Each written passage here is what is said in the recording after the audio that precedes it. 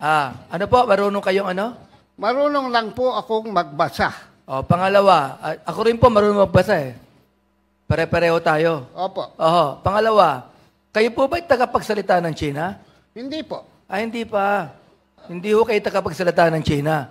Hindi po. Pero parang pinagtatanggol nyo ang China. Hindi po. Hindi, pinagtatanggol nyo ang China. Hindi po. Hindi, pinagtatanggol nyo ang China. Pinagtatanggol ko po ay ang katotohanan. Huwag kayong sumigaw dito. Sapagkat mas malakas ang boses ko sa inyo.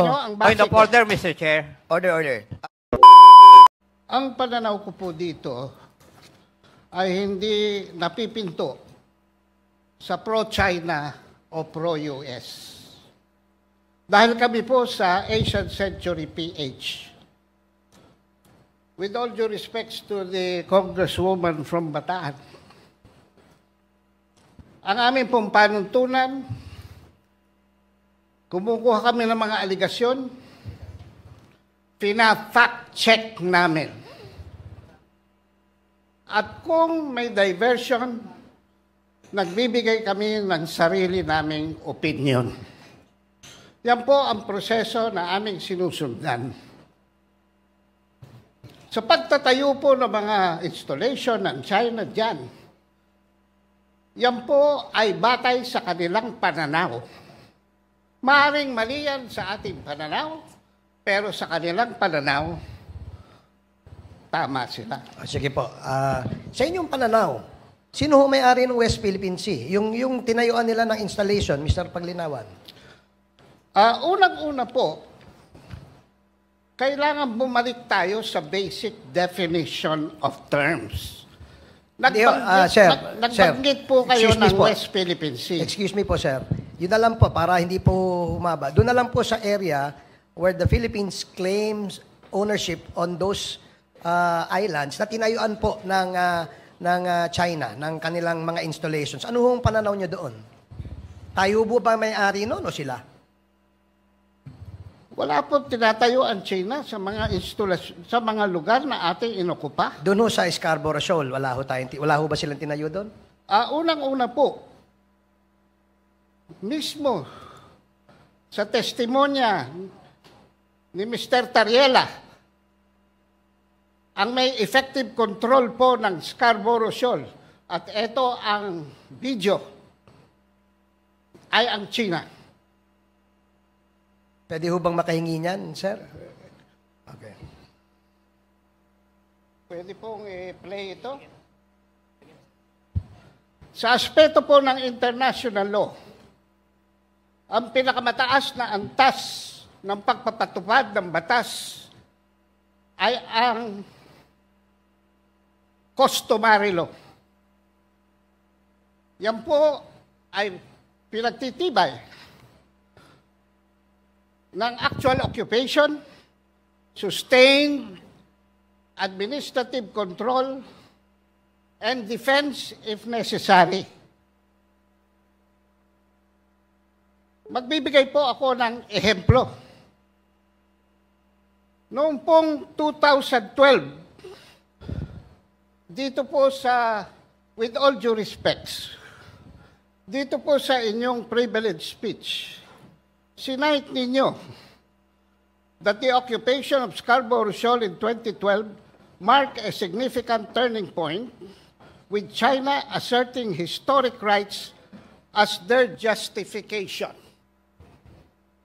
Isumiti po natin ito sa fact check. Hindi po historic rights ang pinagtitibay ng China sa Scarborough Shoal. Mr. Chair. Ang soberanya po na in-exercise ng China sa Scarborough Shoal, Mr. Chair, is out of the fact that we abandoned control after the stand-off. Okay, sige po, sir. Teka ho, para ho, medyo lumalawak na tayo kasi sa aking pananaw, I may be wrong. In your case, you may also be wrong. Sabi po ng UNCLOS kasi, yung area yon ay atin. Kaya nga ho, ang tanong ko sa inyo, ano mang inyong pananaw? Wala po kayong maipapakita Mr. sa Chair? akin. Mr. Chair. Sa UNCLOS, na yung area na yan. Hindi ho ba naging dispute yan because nagkaroon nga ho, kaya nga ho nagkaroon ng arbitral ruling noong 2016 Dahil po kiniklaim yan at tayo naman po ay kiniklaim nating ating yan. Sige, ang Commodore article Tariela, ruling excuse po, me lang, Mr. sir. Chair. Wait. Excuse me, sir. Order, Si order. Commodore Tariela. Let the chair recognize first before you speak. So, you have your share of your thoughts. Commodore Tariela, you are recognized. Thank you, Mr. Chair. Before we allow Mr. Ado Paglinawan to further propagate his own lies and disinformation, let me first highlight the fact there are lawyers here. We all understand that the 2016 Arbitral Award has already invalidated the historic whatsoever claim of the People's Republic of China. So we should not allow Mr. Ado Paglinawan saying all those lies because, as I said, he's a pro-China fake news purveyor, and we should not allow him to say those kind of things in this hallowed hall of the House of Representatives. Mr. Chair, abogado po ba si Mr. Pagliawan? We can ask him. You can ask him personally. Abogado po ba Mr. kayo? Ado, you are now recognized. Chairman Abante is asking a question. You can answer him Mr. directly. Chair, Go ahead. abogado po ba kayo, Mr. Pagliawan? Hindi po. Ako po ay marunong lamang Hindi magbasa. po kayo abogado. Ano po? Marunong kayong ano? Marunong lang po akong magbasa. O, pangalawa, ako rin po marunong magbasa eh. Pare-pareho tayo. Opo. Oho. Pangalawa, kayo po ba'y tagapagsalita ng China? Hindi po. Hindi pa. Hindi ho kayo tagapagsalita ng China. Hindi po. Pero parang pinagtatanggol nyo ang China. Hindi po. Hindi, pinagtatanggol nyo ang China. Hindi po. Hindi, pinagtatanggol Ang nyo ang China. pinagtatanggol ko po ay ang katotohanan. Huwag kayong Kung ako'y sumigaw bibigyan dito, nyo ng sapagkat pagkakataon, mas malakas ay ang boses ko sa sasabihin inyo. ang base Point of ko. order, Mr. Chair. Order. Point of order, Mr. Chair. Yes, what's the point of order, Chairman Akop, please? The resource person concerned I think does not know the rules. So it's better that we remind him of our rules so that any member of this committee will not move to cite him in contempt. I think, Mr. Chair, that is your duty to remind him of our rules. Mr. Ado, please refrain from talking while the members of this committee still have the floor. So again, Yes, Mr. Chair. Mr. Chair. Again, wait. This is a reminder to all of us, no, na mga resource persons, no, to answer, sumagot muna kapag nirecognize na po ng chairman. Para meron po tayong kaayusan sa ating pong hearing. Okay, for Mr. now, Chairman, the for last now, time I check, I have the floor. Mr. Chair. But I beg, I will... Mr. Chair. agree that- Congressman Aqua, please. I would like to remind the resource person na kami nga rito, hindi po kami nagsasalita until and unless we are recognized by the chairman. Now, if you're not going to recognize and obey that rule, I'll be compelled to move to cite you in contempt for disrespect. I hope that is understood. Kanina pa ako rito, nakikinig. And if you notice, if I speak, I ask permission from the chair. Why? Because it's the rule. Now, if you are here, you follow the rule. When you are in Rome, do what the Romans do. I hope that is understood. Thank you, Mr. Chair. Meron lang, Mr. Chair, sige, can I- maraming salamat, Congressman Ako, for that manifestation. Congressman Barbers, Yeah, but before you proceed, no, kasi you still have the floor, nag-interject lang si yeah, Congressman thank you Abante. for reminding me that I have the floor. Yeah, you have the Mr. floor, Sir. but can you allow me to ask some, ano lang, You're I just the wanted to be chairman, educated on this, because a while ago, Mr. Ado was telling us that he read about the UNCLOS decision. Is it correct to assume that you have read the UNCLOS decision? You can answer. You are Mr. now Chairman, recognized. Yes. bago po masagot ni Mr. Paglinawan yung tanong na yan, meron po sanang tanong muna. Na tanungin natin siya, ano ho ba ang inyong expertise? Kayo ba ay expert? Ano ho bang inyong credentials, sir? So that we would know na... Mr. Chair, Go ahead. ako po ay nagsilbi na diplomat sa Washington, D.C. from 1986 to 1993. Ano pong position niyo po doon, Ako Mr. po Ado? ay Special Assistant to the Ambassador and Concurrent press attaché and spokesperson for the embassy, and for 2 years for the UN Office of the Permanent Representative of the Philippines. And who was the ambassador during that time? Ano po? Sino po yung ambassador during that time? The ambassador during that time was Ambassador Emmanuel Pelaez. Emmanuel Pelaez. Okay. So, UNCLOS po, binabanggit po dito kanina, nadinig ko po si Commodore Tariela, that hindi po ako familiar sa UNCLOS. I haven't read the whole decision yet. But what I heard a while ago was that historical claim of China was abandoned by the UNCLOS decision. So, yung kiniklaim nila that that part of the WPS is part of their historical territory had been abandoned by the UNCLOS decision. Would you agree with that? Since nabasa po niyo yung UNCLOS? Ako po, Hindi, Mr. sagutin niyo po Chair. muna ako, sir. Ako Kung, kung yung po ba, would you agree na sa nabasa po ninyo sa UNCLOS decision, yung pong historical claim ng China ay inabandon na nung decision yon. Tama po ba o mali yung nadinig ko kanina? Inabandon na po ng desisyon sa UNCLOS yung historical claim ng China doon sa area natin sa West Philippine Sea. Were you able to read that part? Were you able to read that part? Were you able to read that part? Mr. Chair, binanggit po ni Mr. Ado, tinatanong ko lang po kung nabasa po ninyo, sabi nyo nabasa nyo yung UNCLOS decision. Ako hindi. Nakikinig lamang po ako sa usapan ninyo at binabanggit po ni Commodore Tariela that it was abandoned, the historical claim of China on that part. So, ang tanong ko po sa inyo, nabasa nyo po ba yun? Na inabandon na ng Hindi UNCLOS? po inabandon yon, Mr. Chair. So, hindi inabandon ng Imposible UNCLOS. po- Wait. Hindi inabandon ng UNCLOS decision yung historical claim ng China. Hindi po. Mr. Chair, babasahin ko sa inyo ang arbitral ruling. Sige, go ahead. Para maintindihan po namin kung talagang... Dahil marami pong propaganda na kumakalat. Dito tayo sa letra. Can you kindly give us your document that you are holding Ito right po, now? I agree with Mr. Tariela in the 2016 Arbitral Award, paragraph 278.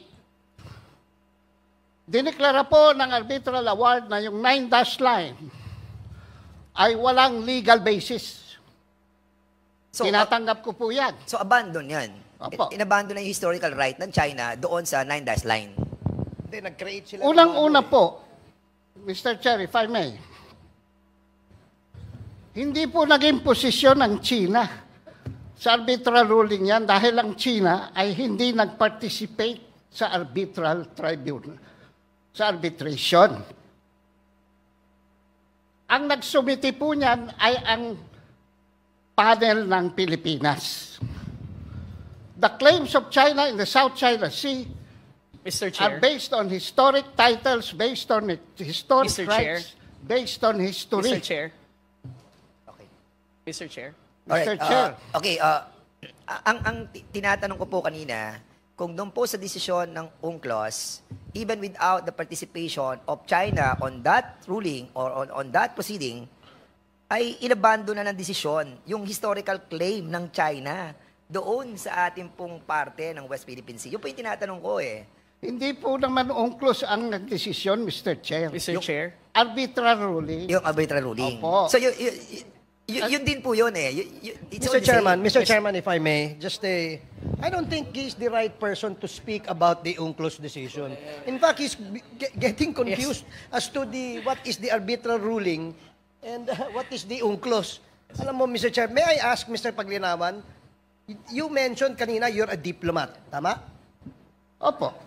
Bakit ka naging diplomat? Are you holding a plantilla position in the DFA? Anong position nyo? At the time of my appointment, Your Honor, I was a political appointee. But at Political the time of my termination of tenure, No, I was certified by the Sir, President to sir. have already been joined the ranks. Sir, hindi ka ho diplomat. Hindi ka ho diplomat. Kasi ang diplomat po, organic po sa Department of Foreign Affairs. Oh, yan po yung mga ambassador. Kayo po ay hindi. Kung special assistant lang po kayo, you're not the right person to speak about that. Anyway, Mr. Chair, maybe Mr. Chair. we can go to another resource person, Mr. Chair.